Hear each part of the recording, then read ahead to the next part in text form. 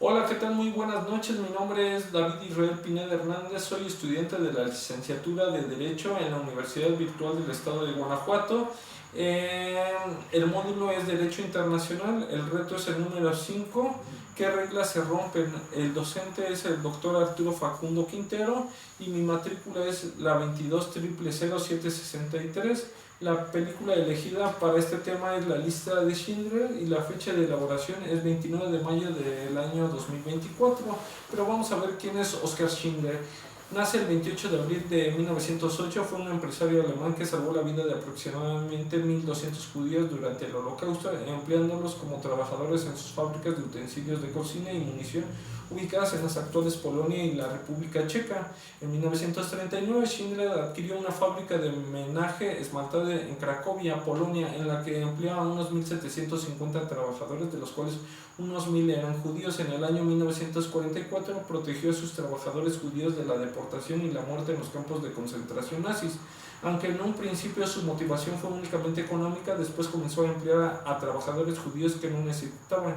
Con el paso del tiempo tuvo que sobornar a oficiales nazis con regalos cada vez más costosos obtenidos en el mercado negro con la finalidad de mantener a sus empleados a salvo. Schindler se mudaría a Alemania Occidental tras la guerra y tuvo apoyo económico de organizaciones judías. Después de recibir un reembolso parcial por sus gastos durante el conflicto, se trasladó a Argentina con su esposa y se dedicó a la cría de animales. En 1958 entró en bancarrota, dejó a su mujer y regresó a Alemania. Allí intentó poner en marcha varios negocios de manera infructuosa y sobrevivió gracias al apoyo financiero de los llamados judíos de Schindler, los que él salvó del Holocausto. Fue nombrado justo entre las naciones por el gobierno de Israel en 1963. Oskar Schindler falleció en Alemania el 9 de octubre de 1974 y fue enterrado en el monte Sion de Jerusalén. Pero veamos que el Tratado de Versalles fue el antecedente de este acontecimiento en la Segunda Guerra Mundial.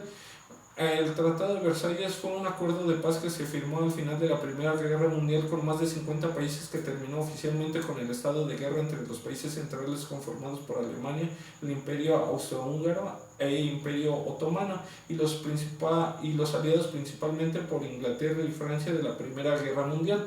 El documento fue firmado el 28 de junio de 1919 en la Galería de los Espejos del Palacio de Versalles, en Francia, exactamente 5 años después del atentado de Sarajevo en el que fue asesinado el archiduque Francisco Fernando. A diferencia de todos los acuerdos de paz europeos que concluyeron que no había vencedores ni vencidos por primera vez, un acuerdo general de paz declaraba que alguien tenía la culpa de la guerra. El Tratado de Versalles es un texto muy extenso, tiene 15 partes y 440 artículos. De la parte séptima a la décima se refiere a sanciones, reparaciones, cláusulas financieras y económicas. En lo particular, el artículo 231 dice que los aliados y los gobiernos asociados declaran y Alemania reconoce que Alemania y sus aliados son causantes y responsables de toda pérdida y daños que los países aliados y los gobiernos asociados, así como sus súbditos ciudadanos, han sufrido como consecuencia de la guerra que fue iniciada por el ataque de Alemania y sus aliados. El documento quitó a Alemania el 13% de su territorio y una décima parte de su población. La región de Renania fue ocupada y desmilitarizada, y la nueva Sociedad de las Naciones, que dio paso posteriormente a la Organización de las Naciones Unidas, se apropió de las colonias alemanas. El ejército alemán quedó reducido a 100.000 hombres y se prohibió que el país reclutase soldados. Se confiscó la mayor parte de sus armas y su armada se quedó sin grandes buques. Alemania fue obligada a someter a juicio a su emperador, Guillermo II, por crímenes de guerra, y el tratado exigía que pagara algo así poco más de 269.000 millones de marcos de oro. Aunque existía un deseo real de paz tras la guerra, el tratado no logró los efectos esperados, furiosos por lo que consideraban un duro diktat, o sea, una paz impuesta. Los políticos alemanes de derecha utilizaban el tratado como punto de encuentro nacionalista. Las abrumadoras reparaciones y pagos redujeron la producción industrial del país, y otras fuentes provocaron hiperinflación en los años 20, que desempeñó un papel en la inestabilidad económica de la Gran Depresión. Pérez Sánchez, agosto 16, 2019.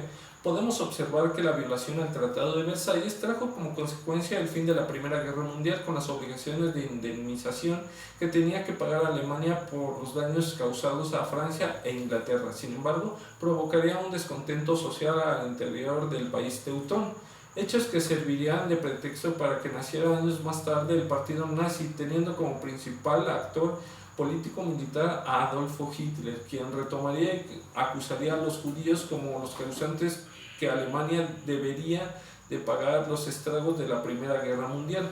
Analizando el Tratado de Versalles, existían una serie de sanciones económicas de territorio y militares exclusivas para Alemania.